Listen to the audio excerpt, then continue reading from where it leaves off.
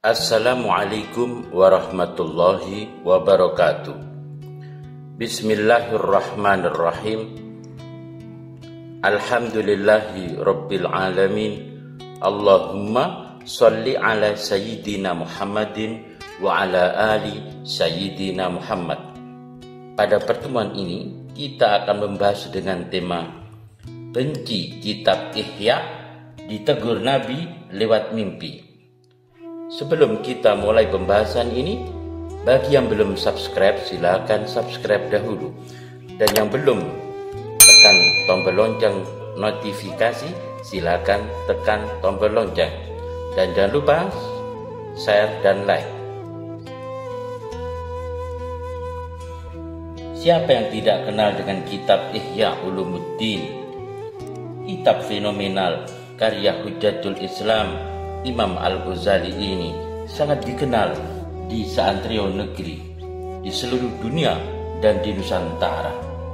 Di pesantren-pesantren salaf, kitab ini dijadikan rujukan dan kajian utama dan tanda petik makanan sehari-hari para santri. Di kalangan ulama tasawuf, kitab Ihya Ulumuddin juga menjadi kitab rujukan utama dari berbagai aliran thariqah yang ada. Nama lengkapnya adalah Abu Hamid bin Muhammad bin Muhammad Al-Ghazali.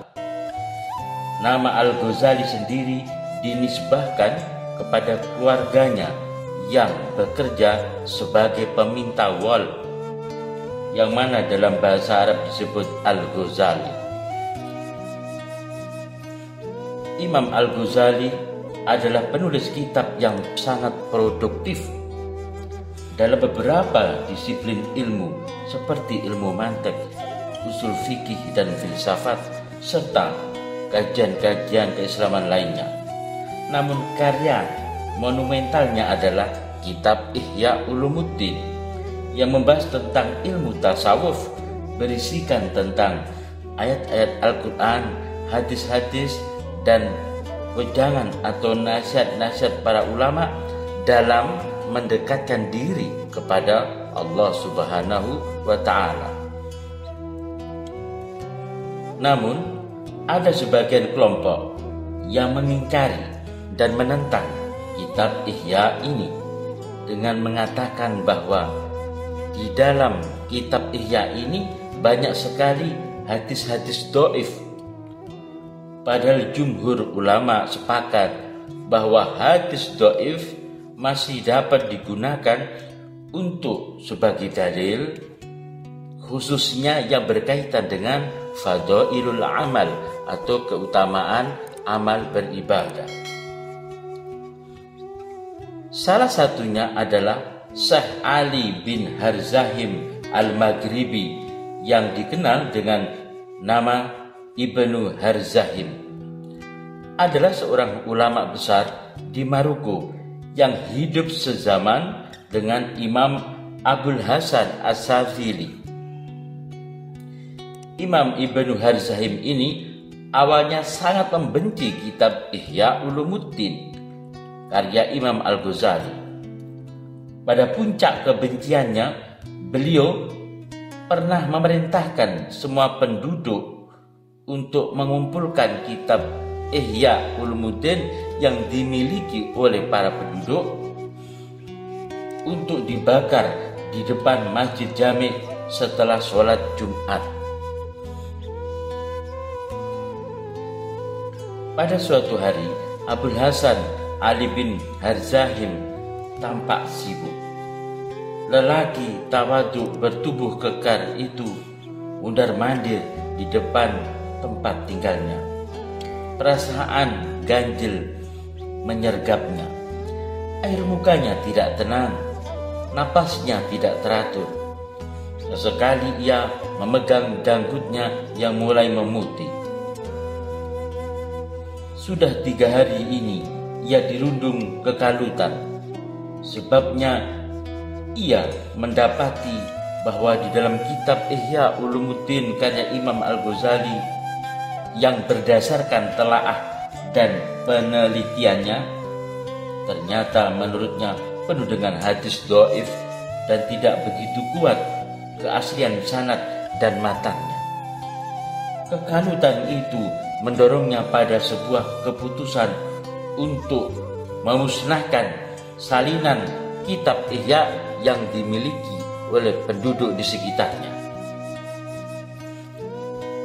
Ia pun segera mengumumkan kepada penduduk kota, siapa saja yang memiliki salinan kitab Ihya Ulumuddin harus dikumpulkan di balai pertemuan. Awalnya banyak yang menolak, namun karena karisma dan kealiman serta kezuhudan Abul Hasan Ali bin Harzahim akhirnya membuat para penduduk mentaati pengumuman tersebut. Warga berbondong-bondong yang memiliki kitab Ihya Ulumuddin menyerahkan naskah kitab tersebut. Setelah kitab Ihya Ulumuddin terkumpul banyak, sore pun menjadi petang. Atas instruksinya, semua naskah akan dibakar keesokan harinya setelah sholat Jumat selesai. Ketika malam belum begitu larut, tiba-tiba Abul Hasan Ali bin Harzahim merasa amat lelah. Engsel-engsel persendiannya terasa linu dan seolah hendak patah. Beberapa saat kemudian kantuk pun datang dan membuatnya terlelap. Ia pun bermimpi didatangi oleh Rasulullah sallallahu alaihi wasallam. Abul Hasan Ali bin Harzahim melihat Rasulullah bersama sahabat Abu Bakar As-Siddiq dan Abu Hamid Al-Ghazali, penulis kitab Ihya Ulumuddin, sebuah karya kitab yang dalam 3 hari ini mengusik ketenangan hidupnya. Ketika ia hendak mendekatkan diri kepada Rasulullah Shallallahu Alaihi Wasallam,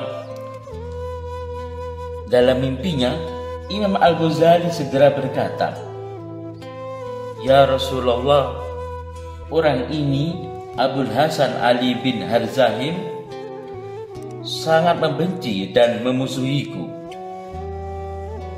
Jika memang masalahnya adalah sebagaimana yang ia sangka dan ia tuduhkan padaku, maka tentu aku akan bertobat langsung. Tetapi jika tidak terbukti kesalahanku, maka bagiku berkahmu senantiasa untukku dan aku termasuk ke dalam golongan hamba yang mengikuti sunnahmu."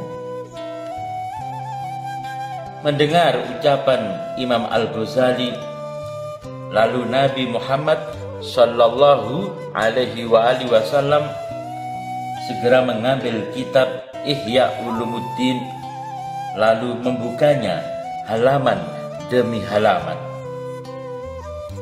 Kemudian Nabi berkomentar, "Demi Allah yang mengutusmu dan membimbingmu ke arah kebenaran, ini benar-benar sesuatu yang baik," ucap Rasulullah Sallallahu Alaihi Wasallam.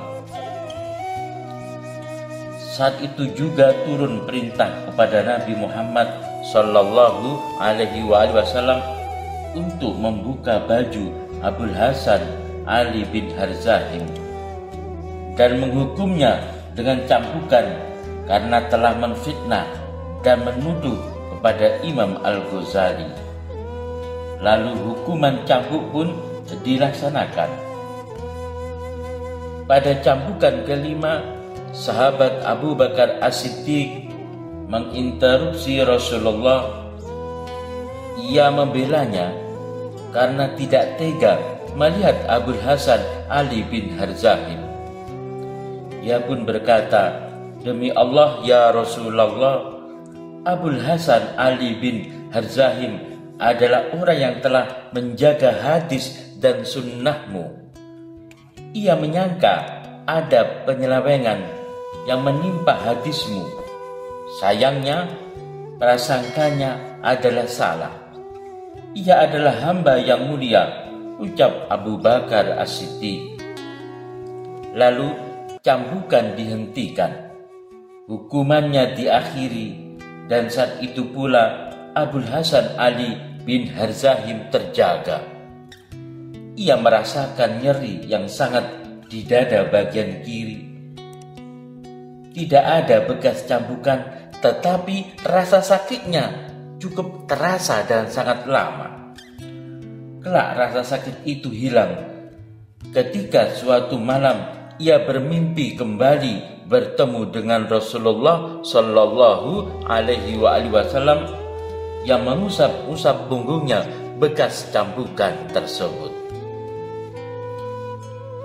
Cerita ini sangat populer, diriwayatkan dalam berbagai versi. Salah satunya diabadikan dalam kitab Ta'riful Ahya'i bi Fadailil Ihya'i karya Zainuddin Al-Iraqi. Jadi, kadang mimpi ketemu dengan Rasulullah Sallallahu Alaihi Wasallam itu bukan suatu keistimewaan bagi seseorang yang bermimpi tersebut, melainkan kadang sebuah teguran atau nasihat atau saran, sehingga orang tersebut agar tidak melakukan perbuatan yang dosa tersebut atau tidak melakukan perbuatan yang salah, sehingga Nabi datang dalam mimpi orang tersebut dan menegur atau memberikan saran dan nasihat. Beruntunglah orang-orang yang berbuat salah dan dosa tetapi ditegur oleh Rasulullah Shallallahu Alaihi Wasallam dan mau berubah dan bertobat. Berarti orang tersebut mendapatkan hidayah, syafaat dan bimbingan dari Kanjeng Nabi Muhammad Shallallahu Alaihi Wasallam. Nah, semoga kita semuanya selalu mendapatkan bimbingan, syafaat dan cahaya dari Kanjeng Nabi Muhammad Sallallahu Alaihi Wasallam. Bagi siapa saja para sahabat Jaya Gusti yang pernah bermimpi ditegur atau diberi nasihat oleh Kanjeng Nabi, silakan Anda tulis di kolom komentar di bawah ini. Semoga kita semuanya semakin bercahaya.